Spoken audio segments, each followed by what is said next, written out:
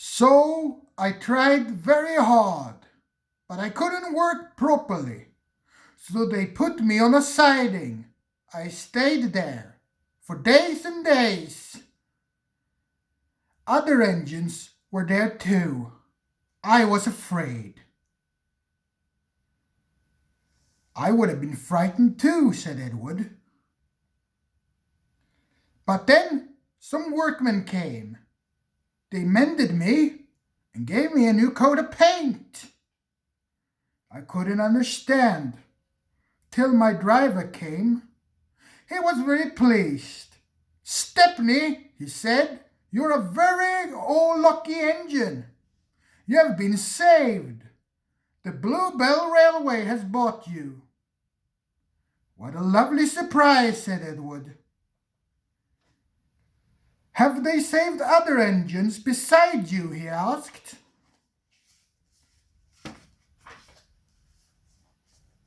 Oh, yes, answered Stepney.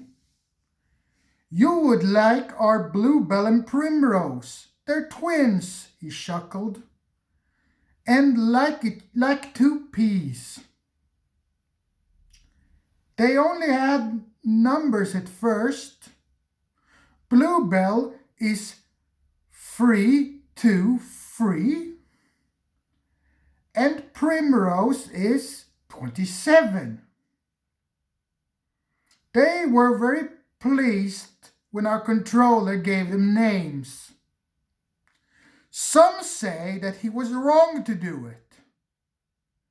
It certainly made them cocky, but they work hard, and I think our controller was right. All engines ought to have a name. Yes, agreed Edward. It's most important.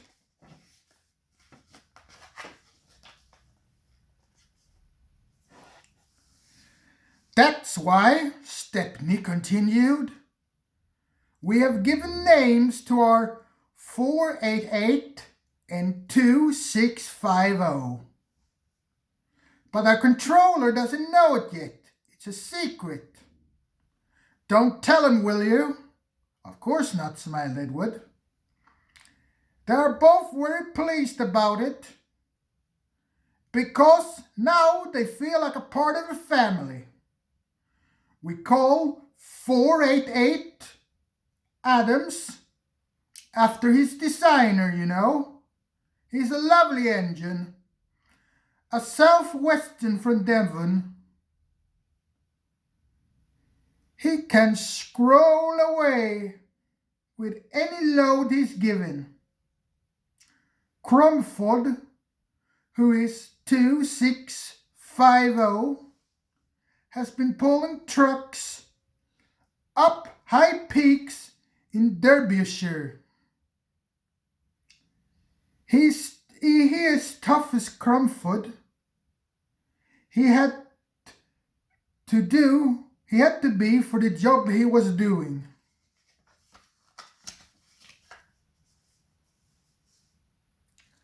Captain Buxter is tough too, Stepney went on, and rather rude. But he's worked in a quarry, you see, and you know what that does to an engine's language and manners. I do indeed, said Edward gravely. He's a good sort, really. I like him. We both miss our work with trucks. He paused.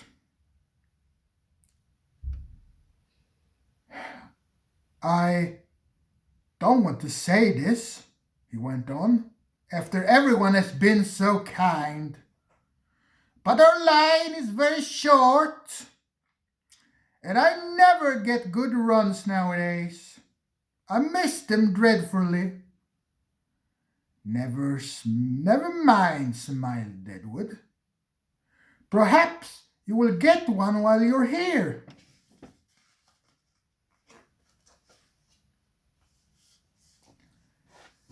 Stepney said goodbye to Edward, and then he returned to the big station. There he helped Duck shunt the yard. They were soon great friends and enjoyed their afternoon together.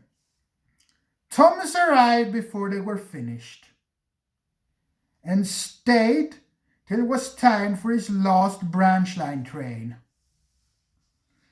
But that train's tail lamps were hardly out of sight when the two engines heard a commotion at the station.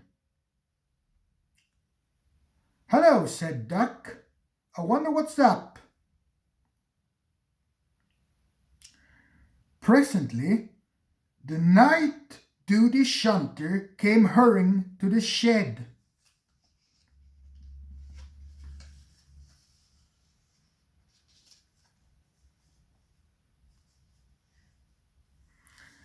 The bell in the cabin on the branch line rang once, then 5, pause 5. That means shunt to allow following train to pass. The signalman was puzzled. He telephoned control. "A special, is it? I see." Thomas and his passengers grumbled at being delayed, but there was nothing they could do about it. Soon they heard an unfamiliar puffing.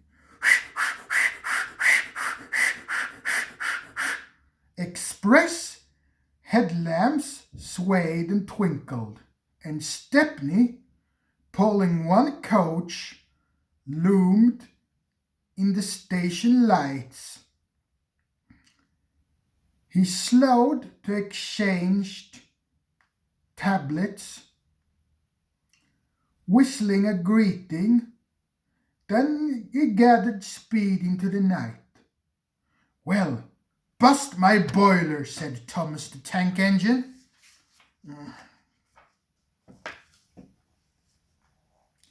"Shunted," fumed Thomas. "On my own branch line, too. That's a disgrace." "I'm sorry," said Stepney. "It was a special," he explained. "Why? An important passenger came after you were gone. He said he must get home and ordered a special. Duck was kind enough to let me take it.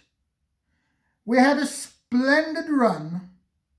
No record breaking, of course, but—" "Oh well," said Thomas modestly. "Perhaps when you know the road as well as I do—" "Exactly," put in Stepney. "You're such an expert."